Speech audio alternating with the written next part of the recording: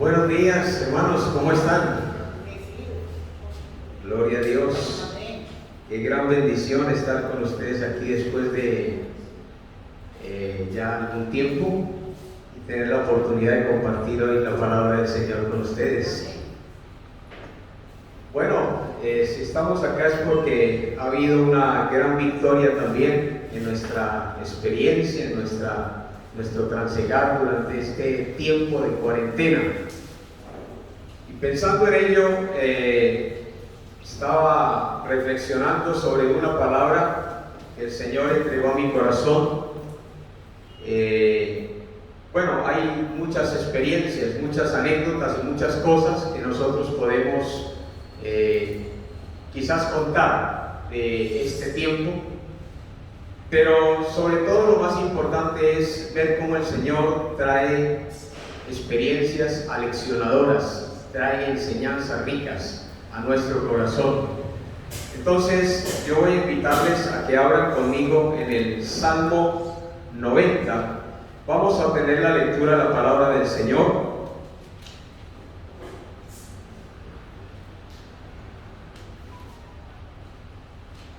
Salmo 90.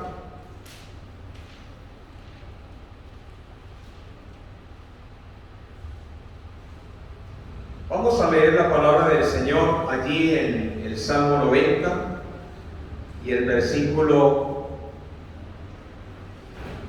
12. Vamos a leer el versículo 12. Salmo 90, versículo 12.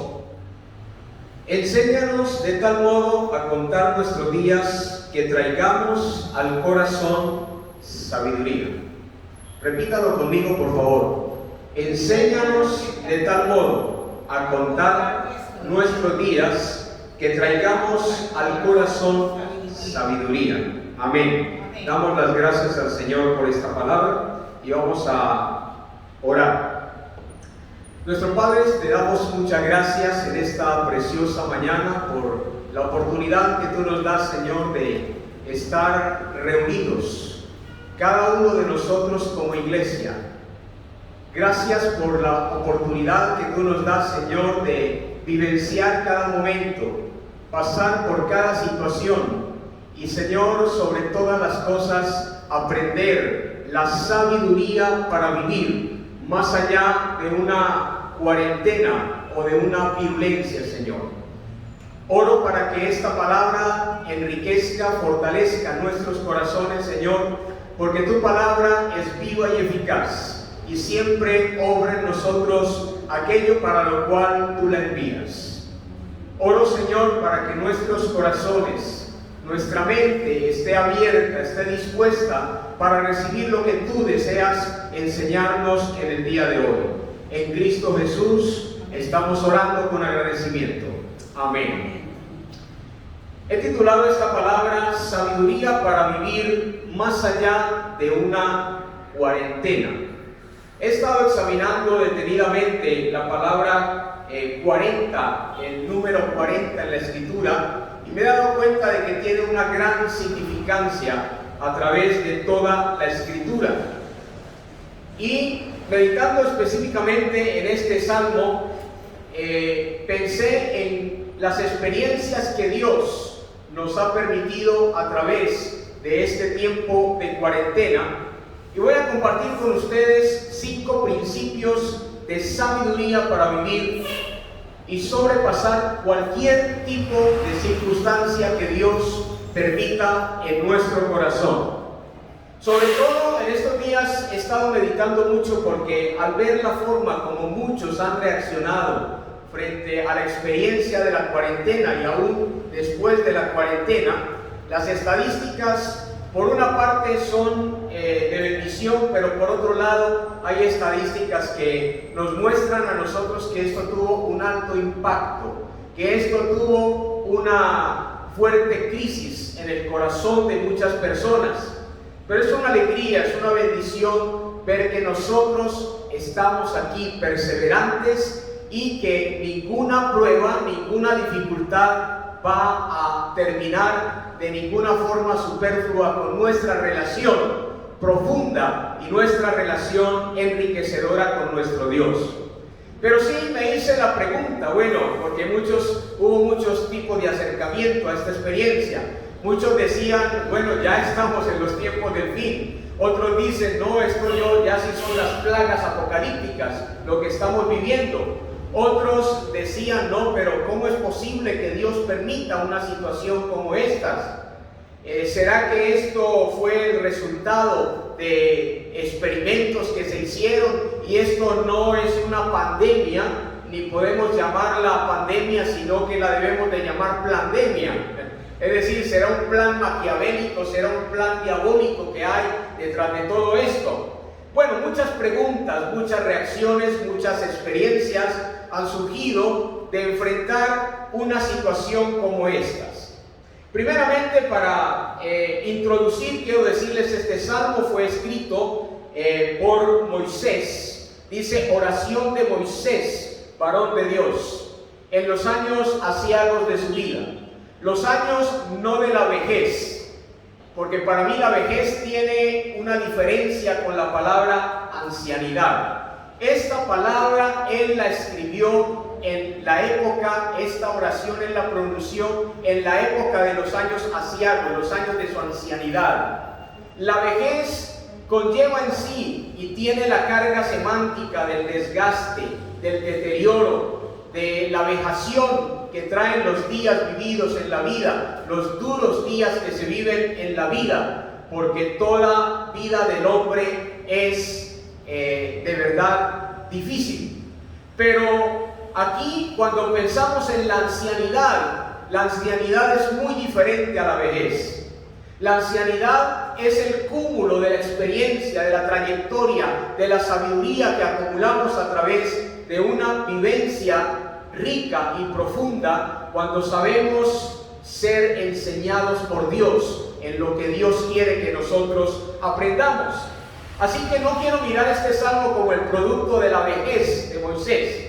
Ese viejito, quién sabe qué nos va a enseñar. Ese viejito ya en los últimos días le dio por decir a nosotros, enséñanos de tal modo a contar nuestros días que traigan al corazón sabiduría, sino más bien como el fruto del cúmulo de la experiencia, de unas experiencias reflexionadas, de unas experiencias vividas, de unas experiencias trajinadas que trajeron profundo fruto de sabiduría a la vida de Moisés.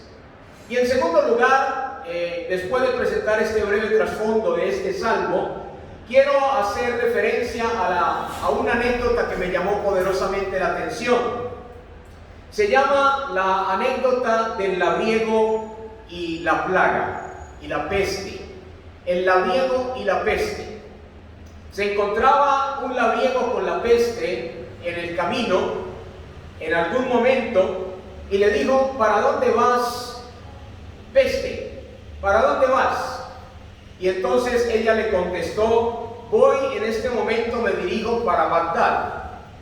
Y en este mismo momento tengo como propósito, voy a matar y voy a exterminar a 500 personas en Bagdad. Transcurrieron los días, efectivamente la peste visitó a Bagdad y allí en Bagdad efectivamente murieron no 500 personas, sino que murieron 5.000 personas, murieron en Bagdad. Con el cruzar de los días, el labriego, aquella persona, sabemos lo que es un labriego, una persona que está dedicada a trabajar, la contratan para trabajar y labrar la tierra y vive normalmente en los espacios rurales. En uno de sus tránsitos por allí se encontró de nuevo con la peste y le dijo, peste, tú eres una mentirosa, tú eres una mentirosa. Me dijiste que te dirigías a Bagdad y que ibas a matar a 500 personas nomás. Y resulta que las personas que mataste fueron 5.000 personas. Ella le dijo, no, yo no te dije mentiras, yo no te mentí. Efectivamente, yo maté 500. Y dijo, ¿y entonces qué fue lo que mató a las demás personas? Y ella le contestó, a los otros 4.500 los mató el miedo. A ellos los mató el miedo. Durante toda esta experiencia de de pandemia o pandemia, como la quieran llamar, durante toda esta experiencia, una de las anécdotas que rescato es la de un anciano de Tunja. No sé si ustedes lo vieron en televisión. Él salió campantemente por la calle y le dijeron: Señor, usted no tiene temor de que de pronto la muerte se avecine y que la muerte llegue a su vida. Y él dijo: ¿saben una cosa? Yo creo que en la providencia divina todos tenemos un día para morir. Así que yo voy a vivir y voy a degustar y voy a hacer que cada día mío siga contando, que cada día conmigo siga siendo productivo, y voy a disfrutar de cada día que Dios me permita gozar y vivir. Obviamente con esto no estoy aprobando la imprudencia. Tenemos que ser prudentes. Si hay una situación sanitaria, si hay una situación de higiene, de bioseguridad, si hay una situación en este momento por la cual nosotros tenemos que ser prudentes, es necesario que seamos prudentes. La prudencia también es parte de la sabiduría. Pero eso no significa que usted deba vivir los días con temor. Eso no significa que usted deba vivir con miedo todo el tiempo. Yo creo firmemente, comparto la palabra sabia de aquel anciano, comparto esa parte de que Dios tiene un día que Él ha destinado para mi vida, para tu vida, y Dios sabe inclusive hasta el modo en que nosotros vamos a partir a su presencia. Así que si Dios permite por alguna razón, en una situación de prueba, en una situación como estas, que alguno de nosotros partamos a su presencia, Dios tiene bajo control todos los días que están contados de mi vida. Ahora, mis amados, lo que sí me preguntaba es, muchos comenzaron se volvieron apocalípticos. El apocalipticismo, la ficción, se volvió una área de especulación y de explotación, aún comercial, durante este tiempo de pandemia. Y yo me pregunto, si esto es una pandemia, ¿cómo será que realmente, si bien es cierto, si la iglesia no va a pasar por la tribulación, o Dios le permite que pase por la tribulación, yo me pregunto, ¿dónde estaría la fe de muchos cristianos? Si realmente estos fueran tiempos de tribulación, si realmente estos fueran tiempos donde nosotros estuviésemos experimentando ya días de pandemia, días de donde el plan global de gobierno, de orden mundial y todo lo que la Biblia ha enseñado, ¿qué tal que eso fuera una realidad? Entonces, ¿dónde estaría la fe de muchos cristianos? Porque muchos cuestionaron a Dios. Y no precisamente quiero de forma alguna condenar ni enjuiciar a aquellos que de pronto han quedado cansados en el torrente de Besor, como la experiencia que le tocó vivir a David. Pero David no solamente pudo sacar a muchos del cansancio del torrente de Besor, sino que también pensó en ellos para compartir el botín. Y pienso en aquellos, mis amados hermanos, que durante este plan, durante esta situación de pandemia, sea cual sea la explicación que muchos le quieran dar a este tiempo de cuarentena y poscuarentena, déjeme decirle que Dios está en control de toda circunstancia. Dios está en control de tu vida. Tu vida no depende ni de una peste, ni de una enfermedad, ni de una circunstancia. Tu vida depende de Dios enteramente. Obviamente, reitero la lección, tenemos y debemos ser prudentes. Eso no justifica la imprudencia de ninguna forma, pero nuestra vida no puede ser apabullada. Nuestra vida no puede ser deteriorada por el miedo y por el temor, porque esa sí que es una verdadera pandemia. Esa sí es una pandemia que puede acabar con la vida de muchas personas. El miedo, el temor. Y ya hablaré un poquito acerca de cómo la Biblia observa los miedos y los temores, si me da el tiempo. Es un reto para mí predicar durante este tiempo récord. Quiero compartir con usted 5 lecciones de sabiduría. 5 lecciones de sabiduría que tenemos que aprender durante este tiempo. Y voy a desglosar cláusula por cláusula este Salmo 90, el versículo 12. Me voy a centrar ahí, aunque es un salmo muy rico en todos sus detalles. Pero lo primero que nosotros encontramos aquí es que durante estos tiempos nosotros tenemos que estar abiertos a lo que yo llamo la preparación divina. La preparación divina, o más técnicamente le he llamado también la propedéutica divina. La propedéutica divina es toda lección, toda experiencia que Dios nos permite, aleccionadora para nosotros, valga la redundancia, que Dios nos permite para que nosotros aprendamos la ciencia y la disciplina del verdadero saber. La propedéutica divina o la preparación que Dios nos da está expresada en este salmo por esa palabra: enséñanos, enséñanos. No hay nada más importante para cualquier cristiano que ser enseñado por Dios. Las lecciones del Edén nos dejan ver que hay dos escuelas básicas a través de las cuales un hombre o una mujer puede ser enseñado. Podemos decidir ser enseñados por la escuela de la experiencia. Hay mucha gente que de pronto piensa en la escuela de la experiencia, y la experiencia puede ser una buena maestra, pero deja consecuencias dolorosas. Se puede aprender cuando se experimenta, se puede aprender a través de la lección de la experiencia. Adán y Eva en el Edén decidieron aprender, ser enseñados a través de la experiencia. Y por eso cuando Adán y Eva cometieron su infracción, se desenfocaron del propósito con el que Dios les había establecido el dominio en medio del Edén. Por eso Dios le preguntó a Adán: ¿quién te enseñó? Es decir, ¿de dónde viene esa escuela? Yo no te he enseñado esto, esta no es mi escuela. La escuela de la experiencia.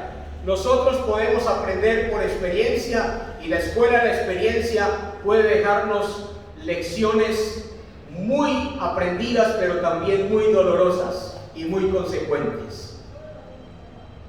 Pero también se puede aprender y decidir aprender por la escuela espiritual.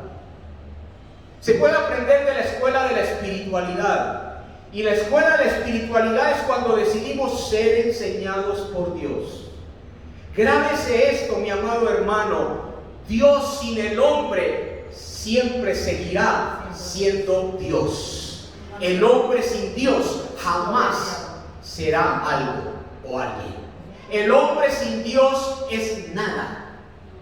Por eso lo más importante que tú tienes que aprender es, bajo la circunstancia que sea, en tribulación o fuera de tribulación, fuera de circunstancias difíciles o en circunstancias de victoria, en circunstancias de bendición, de prosperidad, aunque la prueba también puede ser bendición según como sea la perspectiva.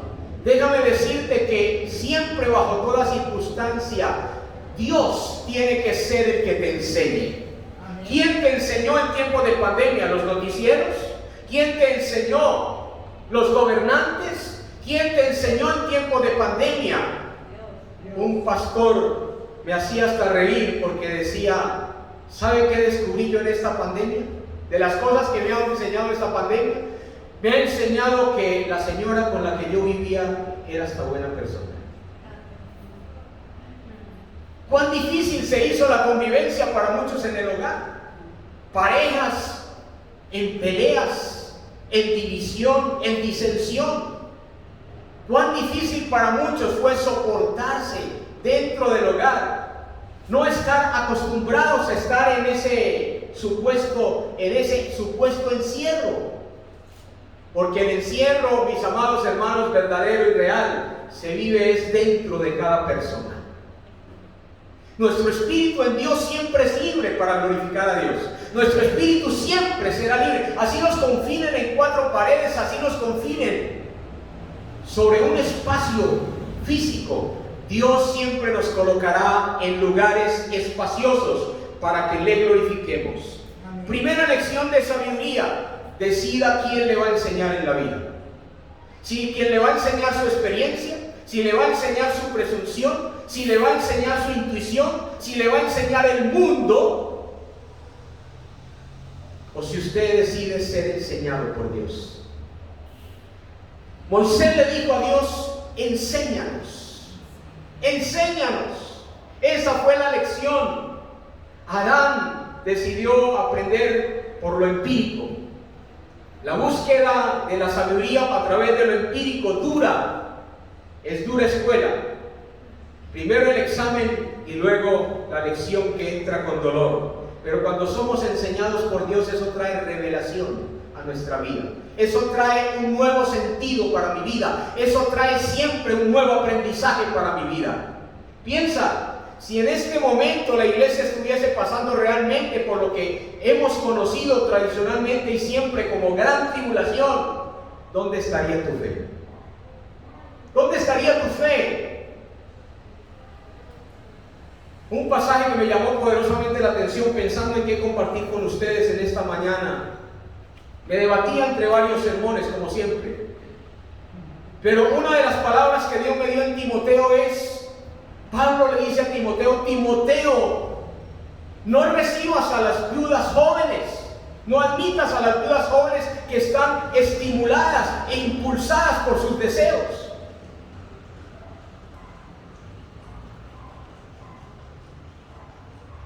Y se rebelan contra Cristo queriendo casarse. Al principio yo no entendí ese mensaje, yo no entendí ese versículo. ¿Cómo así? ¿Es que es un pecado casarse después de ser viudo?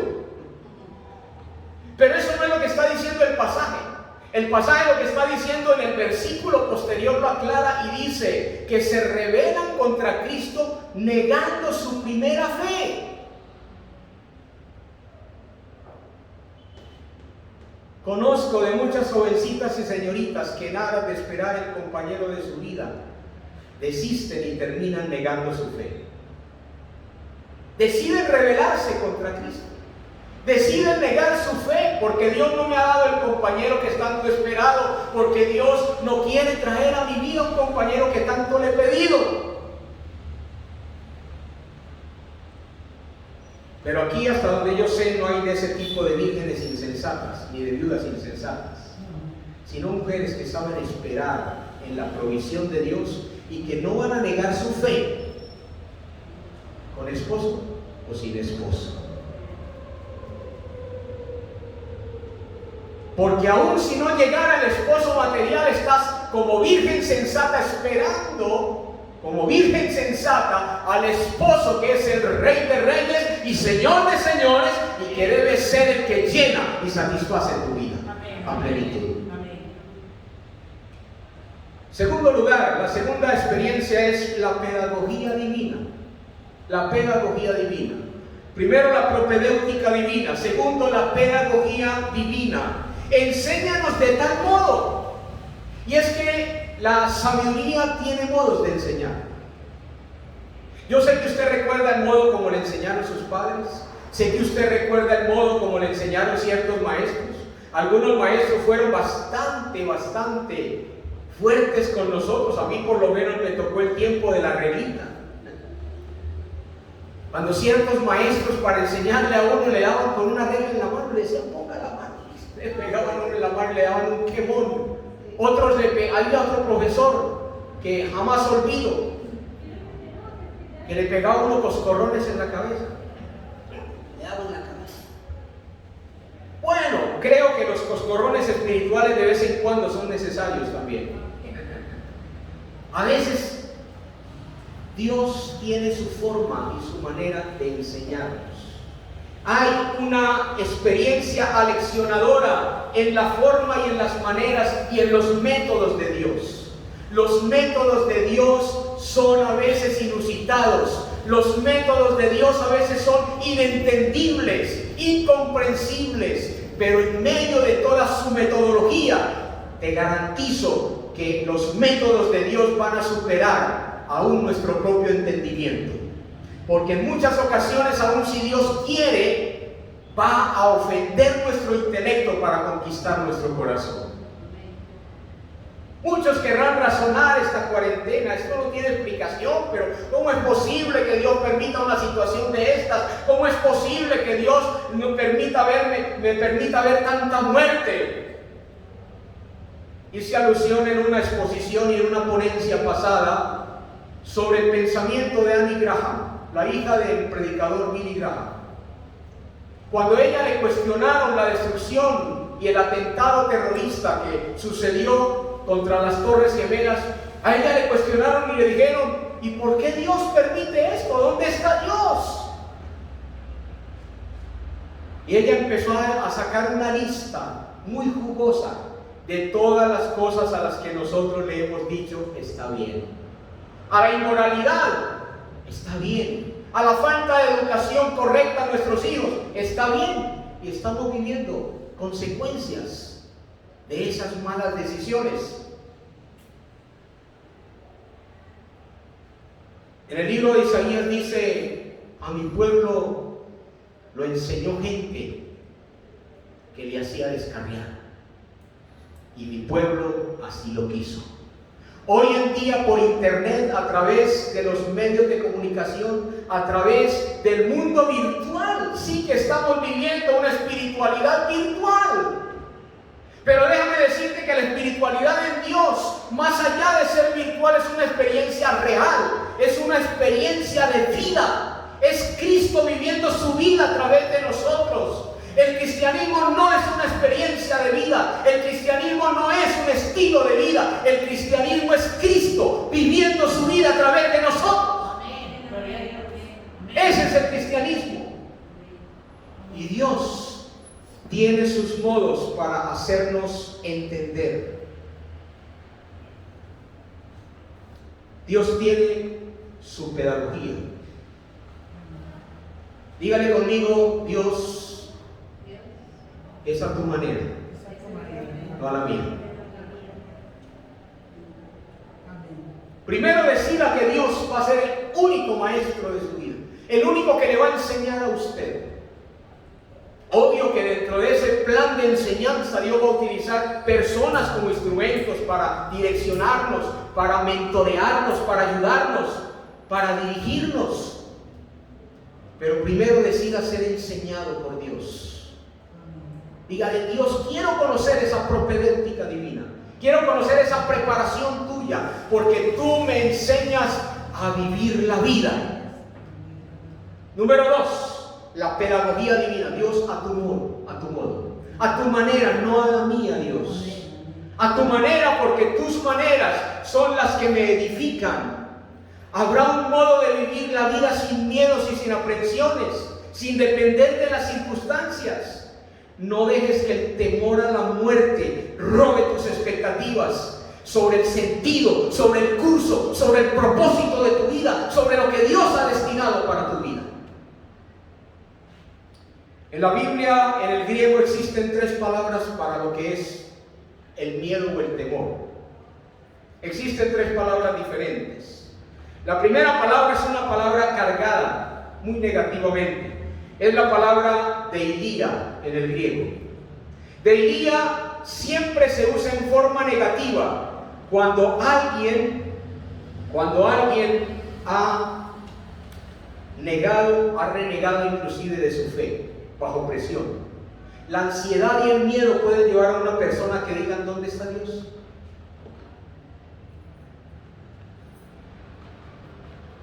Yo espero no vivir esos tipos de temores en mi vida, porque un día le dije al Señor: Señor, yo ya estoy muerto en vida, pero por ti.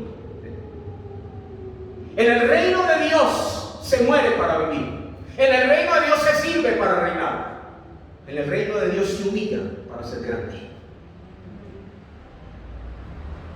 Y cada uno de nosotros tenemos que aprender a humillarnos delante de Dios. Usted ya es un muerto en vida, hermano. Usted no se pertenece, usted le pertenece al Señor. Usted es de Dios. Y el que es de Dios decide que Dios haga con su vida.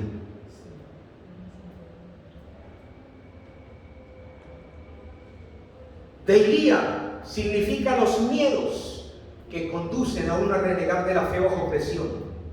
Es la ansiedad producida por las presiones. Pero hay un segundo término que es el término legítimo de lo que es permitido dentro de la vida, los phobos. de donde viene el término fobia, que nosotros conocemos, de donde sacamos la palabra fobia. Es más neutral y a veces es bueno que las personas tengan ciertas fobias. Temores al peligro.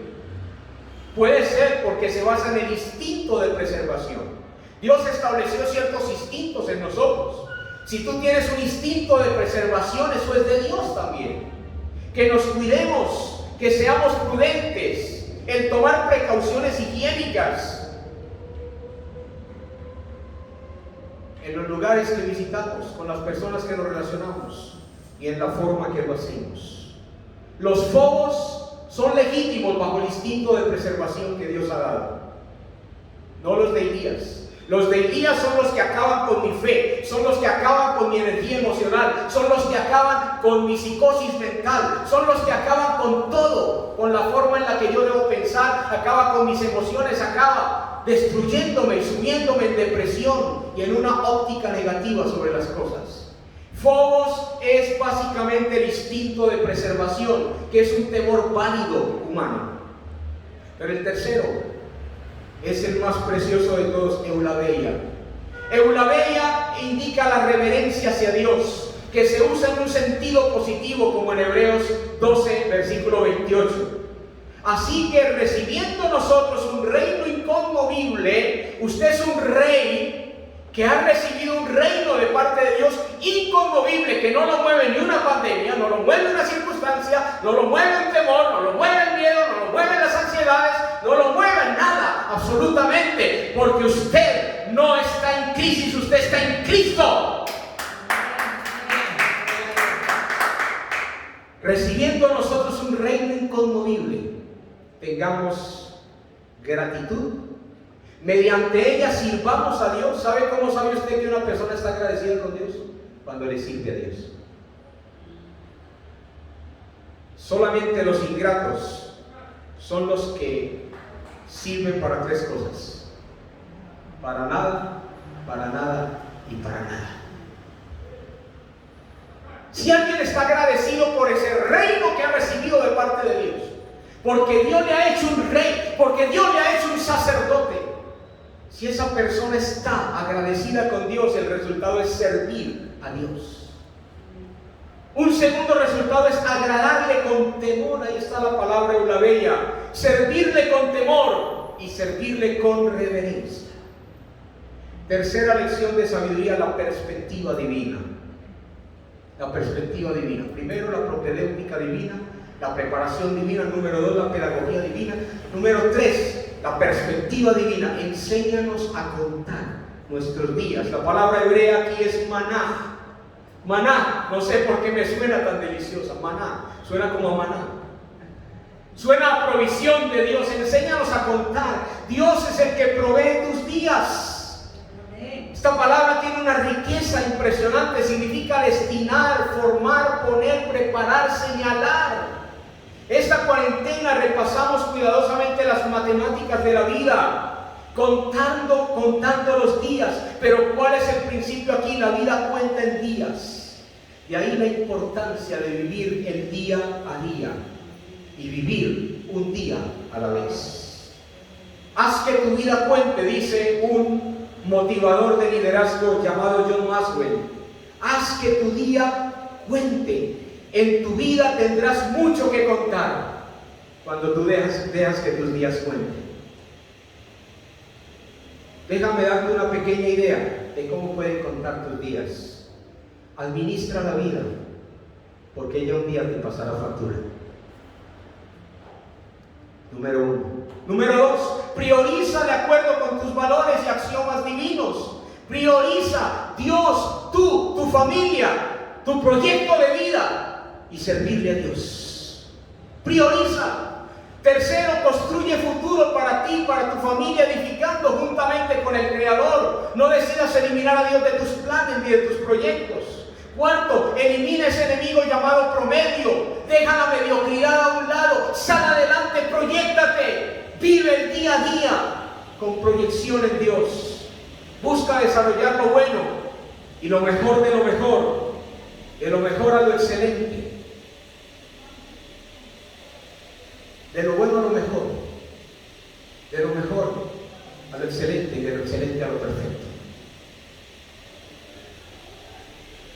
proyectando un mejoramiento continuo. Quinto, trabaja, diversifica, invierte y proposita tu asignación de vida y llamamiento vocacional. Trabaja, diversifica, invierte y proposita tu asignación y llamamiento vocacional. No sea reactivo, sea proactivo, sea una persona no reactiva. Hay gente negativa todo el tiempo, no se puede, yo no puedo, yo no voy a salir adelante. No seas reactivo, sé proactivo. Renuncia a la esterilidad pasiva y conviértete en un creativo activo. Recibí un mensaje muy interesante en el celular de una de tantas redes a las que yo estoy afiliado, que decía: cuidado con los maltratadores pasivos. ¿Quién es un maltratador pasivo? Es aquel que con su indiferencia, con su apatía, con su promedio, con su mediocridad, te hace vivir infiernos. Estamos en una sociedad hoy apática, afásica. Estamos en una sociedad hoy alexitímica, que vive el amor, las emociones y el afecto lo vive siempre con sospecha. Cuidado con los maltratadores pasivos, aquellos que con su indiferencia quieren castigarte. Decía una reflexión de tipo coaching, de liderazgo, decía una reflexión lo siguiente: existe una ley en la vida, que es la ley 1840-60. Eso no es precisamente un código constitucional civil. La ley 1840-60. ¿Cuál es la ley 1840-60? A los 18 años me importaba mucho lo que la gente pensara de mí. Vivía pendiente del que dirán. ¿Qué pensará uno de mí? ¿Qué pensará la sociedad de mí? ¿Qué pensarán si yo no soy un gran profesional? ¿Qué pensarán de mí? ¿Qué pensarán? A los 40, me disculpa la expresión, que puede ser un vulgarismo, me importaba un pepino. Aquí en Colombia, para los que van a escuchar esta palabra y esta proyección por internet, déjeme decirle, me vale nada. A los 40 me valía nada. La opinión de otros, lo que otros pensaran de mí, lo que otros creyeran de mí, lo que otros dijeran de mí. Porque después de todo tú no tienes que ser lo que otro quiere que seas. Porque después de todo tú no tienes que ser ni siquiera la persona que tú quieres ser. La persona que tú tienes que ser es la persona que Dios quiere que seas. Amén. Uno de los nuevos libros que estoy escribiendo es El propósito eterno de Dios. Y uno de los propósitos que Dios tiene para con nuestra vida es que seamos lo que Dios quiere que seamos. A los 40 nos vale pepino lo que otros piensen de nosotros. Pero a los 60 vas a descubrir que realmente nadie pensaba en ti, que a nadie le importaba y que a muchos le valías pepino lo que tú hayas sido en la vida. A los 18, pendientes del que dirán. ¿Qué pensarán otros? ¿Qué dirán? A los 40, me vale un pepino lo que otros piensen.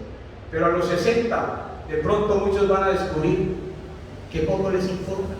Decía un pastor de sus experiencias con esta cuarentena, decía, le preguntaron, pastor, ¿qué le dejó esta cuarentena? Y dijo, pues, como Pablo, hermano, viviendo la soledad, ninguno de los hermanos siquiera se acordó de mí para decirme, pastor, ¿cómo estás hoy? Muchos dejaron de respaldar económicamente la obra. Gracias a Dios por su misericordia y tenemos este local. Y estoy hablando de otras obras. Las estadísticas nos muestran cuántas obras se han cerrado, cuántos locales se han cerrado. Le damos gracias a Dios por su misericordia. Pero Dios también sabe que Él ha sido mi sustentador durante todo este tiempo. Porque decía ese pastor, esta pandemia me enseñó con quién, por qué no debo estar, con quién, por qué sí debo estar, con quién, por qué nunca voy a estar, y con quién, por quién siempre voy a estar. Porque en esta pandemia seguramente aprendiste en la soledad, aprendiste. Qué bueno cuando recibimos una palabra de aliento de otro. No todo es dinero en la vida, a veces una palabra de ánimo, una palabra de aliento.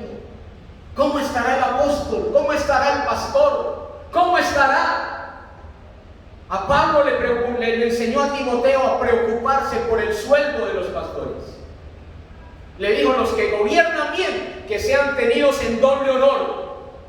Esa palabra honor ahí viene de honorarios. Y yo le doy la gloria a Dios porque Dios ha sido fiel conmigo. Porque Dios ha sido fiel. Porque aunque los hombres seamos infieles, Dios permanece fiel. Toda persona consciente de la obra sabe que los obreros somos sustentados por la obra. Yo le doy la gloria a Dios porque Dios, en su misericordia, me ha permitido apegadamente aún sembrar de mis propios recursos para la obra. Porque es su obra la que me duele. Es su obra la que nos duele. Por eso una pandemia te deja también con quién porque sí, con quién porque no, con quién porque nunca y con quién por quien siempre. Porque una pandemia revela corazones. Dice la Escritura, y este es un mensaje que quería predicar en Lucas 4:14, Jesús volvió en el poder del Espíritu a Galilea. Volvió. Hay muchos que no vuelven de una prueba. Y que ese volvió está en el contexto de la tentación, de la prueba de Jesús en el desierto, de la cuarentena de Jesús en el desierto. Volvió. Hay muchos que no vuelven de una cuarentena, hay muchos que no vuelven de un desierto, hay muchos que no vuelven de una prueba. Pero Jesús volvió en el poder del Espíritu Santo. Y aquí estoy de regreso, aquí estoy de regreso, aquí estoy volviendo, aquí estoy retornando, no lo que quedó rezagado en el pasado, sino proyectándome en el nombre de Jesucristo para seguir avanzando en el reino de Dios. Porque yo no soy de los que retroceden. Recuerden que mi lema es retroceder nunca, rendirse jamás. Rendirse jamás. Jamás. Y si algún día me tendrían que recoger con cucharita, que sea con la cuchara de Dios, porque jamás pienso rendirme al propósito de Dios. Recuerda que el exterior jamás sostendrá tu interior. Lo exterior jamás sustentará tu interior. Por eso tenemos tantas personas que lo tienen todo en la vida y se suicidan. Recuerda que es tu interior el que va a sostener tu exterior. Lamentaciones 1:11 dice: todo el pueblo buscó su pan suspirando. Dieron por la comida todas las cosas preciosas. En esta pandemia, los primeros días, los supermercados no cabían las filas, había que hacer fila para comprar. El miedo se apoderó de muchos, dieron por la comida todas sus cosas preciosas para entretener la vida. No vivas para entretener la vida. W. Tozer, un gran predicador, decía, tanto más dependas del mundo exterior, del internet, del mundo virtual, del mundo que no es real. En cierto sentido, cuanto más dependas de tu mundo exterior, tanto más será signo de tu bancarrota interior. Hoy en día muchos están viviendo para entretener la vida, no están sabiendo vivir una vida entretenida.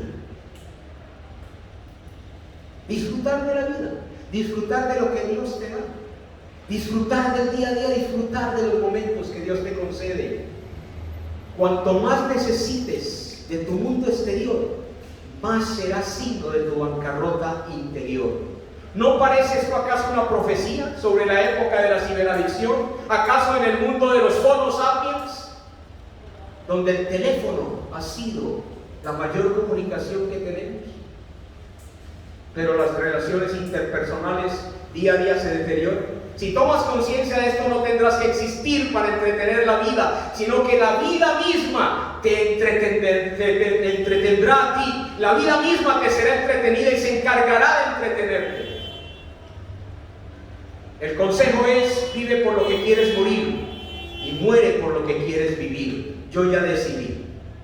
Yo ya decidí la muerte por la que quiero vivir y la vida por la que quiero morir. Ese es mi consejo para ti. Decide. Había una vez un hombre que era muy cauteloso. Nunca reía ni jugaba. Jamás se arriesgaba. Nunca lo intentaba. Jamás cantaba ni oraba. Y cuando un día murió, rechazaron su seguro. Porque como nunca en realidad había vivido, la aseguradora dijo: ellos afirmaron que nunca murió, porque ya estaba muerto en vida. Hay dos formas de morir en vida: estar muerto en vida para Cristo, o estar muerto en vida porque has experimentado la muerte de los ideales, la muerte de los sueños, la muerte de los propósitos. Quinta lección que nos deja esto: el propósito divino. O cuarta, no sé dónde voy. Propósito divino. La cuarta. Bueno, entonces la tercera era la productividad divina, la que compartí anterior, la productividad divina. El propósito divino. El propósito es: enséñanos de tal manera. De tal manera. Primero, enséñanos. Propedéutica, preparación. Ser enseñados por Dios. Número 2, de tal modo. La pedagogía divina. Enséñanos a contar nuestros días, ¿verdad? La perspectiva divina. Que sean contados nuestros días, la perspectiva divina. Que cada día cuente en mi vida. Que cada día no lo viva como un pasivo maltratador de la vida. En cuarto lugar, a contar nuestros días, la perspectiva divina. Y en quinto lugar, el propósito divino, sabiduría. Sabiduría. Un autor muy sabio decía lo siguiente: ¿dónde está la información que nos ha robado el conocimiento? ¿Y dónde está el conocimiento que nos ha robado la sabiduría? Todos nosotros sabemos que hoy estamos en tiempos donde el conocimiento y la información sobran, pero faltan sabios. Sabio es el que sabe vivir. Sabio es el que decide vivir para Dios. Deja que la crisis te permita revisar y evaluar objetivamente tu filosofía de vida. La filosofía es el amor. La filosofía de vida es el amor a la sabiduría. El principio de la sabiduría, dice el libro de Proverbios, es el temor de Jehová. La palabra hakam en el hebreo significa inteligencia, ser diestro, ingenioso para la vida, ser excelente para la vida y buscar la excelencia. La crisis debe ser una oportunidad para forjar en nosotros el verdadero saber. Hoy muchos desde la perspectiva transhumanista piensan en la posibilidad del mejoramiento del ser humano. Pero sin embargo, tenemos una sociedad en ciberadicción. Tenemos una sociedad esclava del Homo sapiens, del teléfono. Se nos habla de una vasta gama de cosas y experiencias inteligentes. Hoy tenemos inteligencia emocional, relojes inteligentes, carros inteligentes, smartphones inteligentes, teléfonos inteligentes, robótica inteligente, drones, y sin embargo estarían de acuerdo en que no todo inteligente es sabio, y estamos en la época de la inteligencia. El inteligente sabe qué hacer, mientras que el sabio aplica el saber hasta que se vuelva vivencia. Repito, el inteligente sabe qué hacer, pero no basta con saber qué hacer en la vida.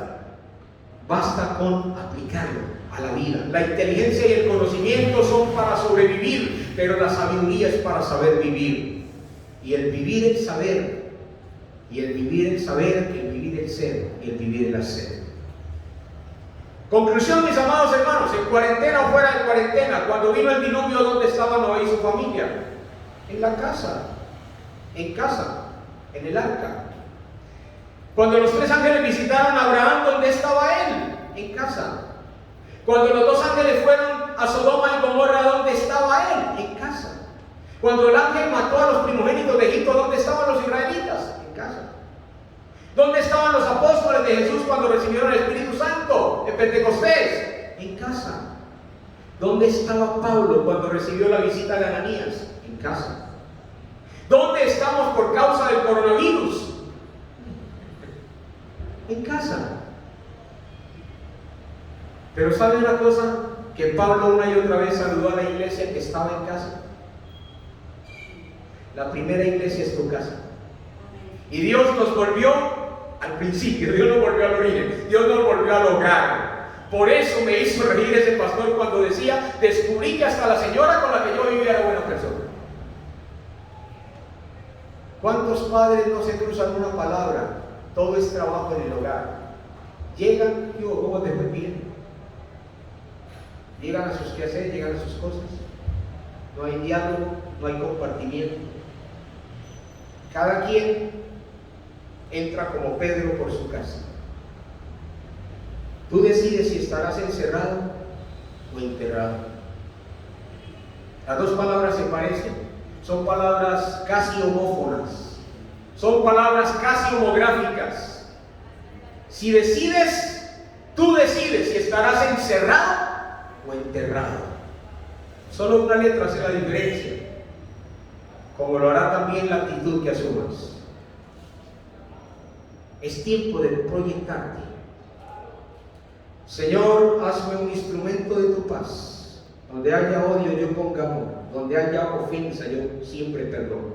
Donde haya duda, fe. Donde haya desesperanza, esperanza. Donde haya tinieblas, luz. Donde haya tristeza, alegría. Oh divino Maestro, que no busque yo tanto el ser consolado como consolar. Ser comprendido como comprender. Ser amado como amar. Porque dando se recibe, perdonándose es perdonado, y muriendo a sí mismo se nace a la vida eterna. Jesús dijo, y con esto termino, voy a hacer una paráfrasis de ese texto. Jesús dijo: el que quiera salvar su vida, añado yo egoístamente, el que quiera salvar su vida, la perderá. Pero el que pierda su vida por causa de mí, del Evangelio, la hallará.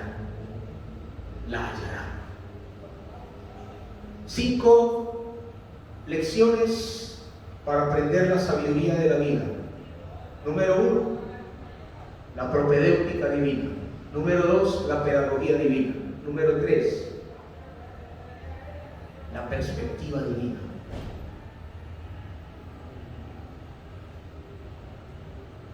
Número 4,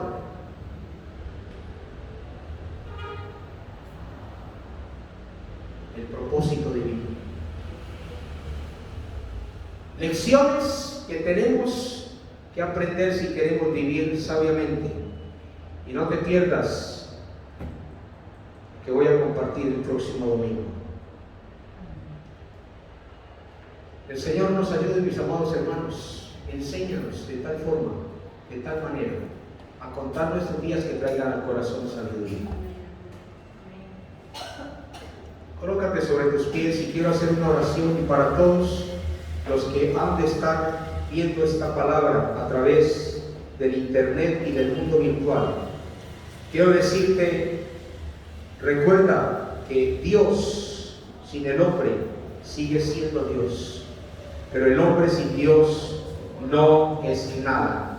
Aprende la propedéutica divina, aprende la preparación divina, la pedagogía divina, aprende también de la perspectiva divina, aprende también de la productividad divina y aprende del propósito divino. Amén. 5 lecciones de sabiduría que tienes que aprender. Voy a orar. Padre, te doy gracias por tu palabra, soberano Rey. Te doy gracias, Señor, por el amor que tú has tenido para con nosotros. Y aunque sé que no nos amas solamente porque Cristo murió por nosotros, sino que nos amas porque fue tu deseo, fue tu beneplácito, Señor, amarnos a cada uno de nosotros. Yo oro, Señor, para que esta palabra traiga sabiduría y entendimiento espiritual a este pueblo, Señor. Señor, que este pueblo no sea guiado ni por el temor, ni por el miedo, ni por la experiencia, ni por presunción humana, ni por capacidad humana, ni por intuición humana. Que este pueblo sea guiado y dirigido, no importa si es a un desierto, no importa si es a ser tentado, no importa si es a ser probado, Señor, pero que sea por los tiernos impulsos del Espíritu Santo que fortalece desde nuestro interior hacia el exterior. Señor, gracias por cada uno de los amados hermanos en este lugar de congregación, Señor, que son iglesia tuya, Señor. Oramos por aquellos que se han quedado rezagados en el torrente de Besor. Oramos por aquellos que no sobrevivieron la pandemia, que no sobrevivieron la prueba, Señor, que no sobrevivieron, Señor, estos tiempos y aún no hemos salido. Pero, Señor, enséñanos de tal modo a contar nuestros días que traigan al corazón sabiduría.